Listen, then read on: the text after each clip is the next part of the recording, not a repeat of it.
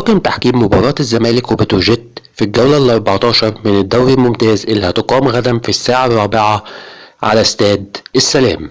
يقود المباراة الحكم نادر قمر الدولة، ويعاونه كل من أحمد نوفل وماجد النليجي حكام راية، حكم رابع كابتن أحمد ناجي، محمد يوسف وحسني سلطان على الفار. بشرى سارة للاعبي الزمالك قبل مواجهة القمة. قبل مواجهة القمة اللي هتكون يوم 22 القادم يوم السبت، هيتم صرف جزء كبير من مستحقات اللاعبين المتأخرة كدفعة ليهم وتحفيز ليهم، كما وعد مجلس الإدارة بمكافآت خاصة خارج اللائحة في حالة الفوز على النادي الأهلي. نادي الزمالك خلاص خلص مشكلة جروس ودفع الشرط الجزائي اللي ليه، اللي هو بحوالي 170 ألف دولار مرتب شهرين، زائد كان ليه حوالي 30 ألف دولار مستحقات متأخرة عشان يبقى الكل 200 ألف دولار.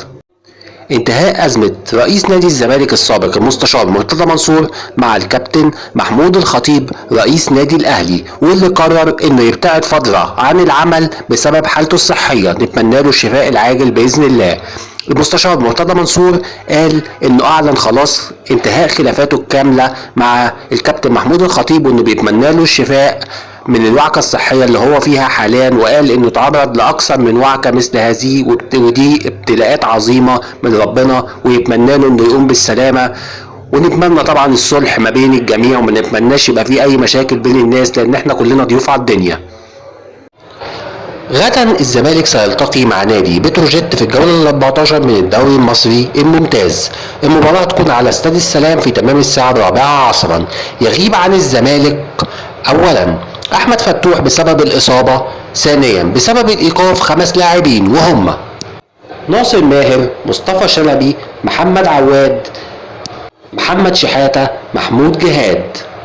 كما عاد الى القائمة بعد العودة من الاصابة كابتن عبد الله السعيد وكابتن عمر جابر، ومتواجدين في قائمة الفريق للملاقاة كابتن احمد حسام ميدو المسؤول عن الكورة في نادي الزمالك حاليا في بداية فترة احترافه، لما كان لاعب في فرنسا، ومن هناك لعب في نادي مارسيليا وحقق معاه بطولات، وبتربطه علاقة قوية بمسؤولين عن الرياضة في فرنسا حاليا، وهم كانوا زملاء ليه في الملعب وقتها، فبالتالي اتواصل مع اصدقائه دول عشان يوصلوه لاتفاق مع نادي سانت تيان الفرنسي بخصوص اللاعب محمود بنتايك. طبعا الزمالك ليه احقية شراء في عقد محمود بنتايك، لو الزمالك دفع $1,000,000 يبقى من حقه ياخد اللاعب بدون الرجوع لنادي سانت تيان.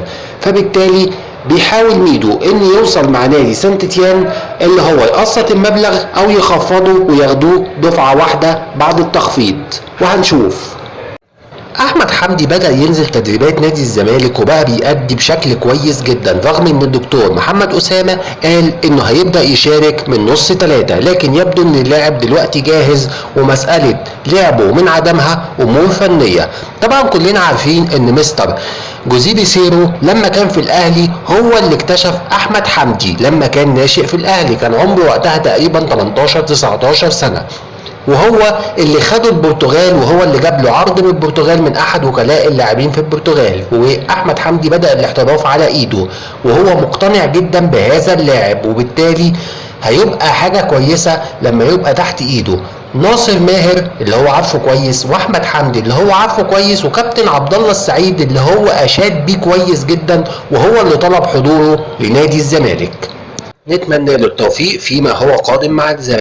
من المتوقع ان في نهاية هذا الموسم هيكون الزمالك اسس خلاص شركة الكرة قريبا جدا، ولكن دلوقتي في خلاف على مين اللي هيمسك الشركة ديت، هل الاستاذ ايمن ممدوح عباس ولا الاستاذ جمال العدل؟ هنشوف القصة دي هترسى على ايه، ولكن احمد حسام ميدو اكيد موجود في شركة الكورة، وهو اللي هيمسك ملف الكورة للفريق الاول في الفترة الجاية، لان دي البلان والخطة طويلة المدى اللي هيعتمد عليها الزمالك ان شاء الله. كابتن احمد حسام ميدو رئيس لجنة الكرة داخل نادي الزمالك قال ان الزمالك نجح في الحصول على توقيع اللاعب محمد السيد موسمين جداد عشان يمدد عقده موسمين اخرين.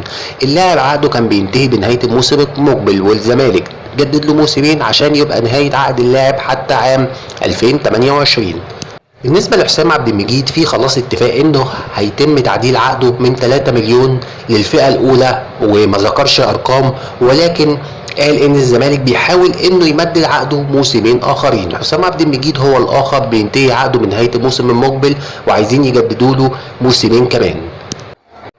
كابتن احمد حسام ميدو رئيس لجنه الكره والتخطيط داخل نادي الزمالك قال ان الزمالك كان ممكن يحل ازمه مشلاك وان اللاعب ياخد فلوسه وهو ماشي وبيفسخ عقده، ولكن ما كانش هيبقى فيه فلوس عشان نتمم صفقه احمد الجفلي. احمد الجفلي لما جه طبعا اتدفع لناديه 200,000 دولار وفي 300,000 دولار هيدفعوا لاحقا، يعني 500,000 دولار. فعشان كده كان هيبقى فيه ازمه ماليه، فعشان كده الزمالك اختار انه يجيب احمد الجفلي حاليا.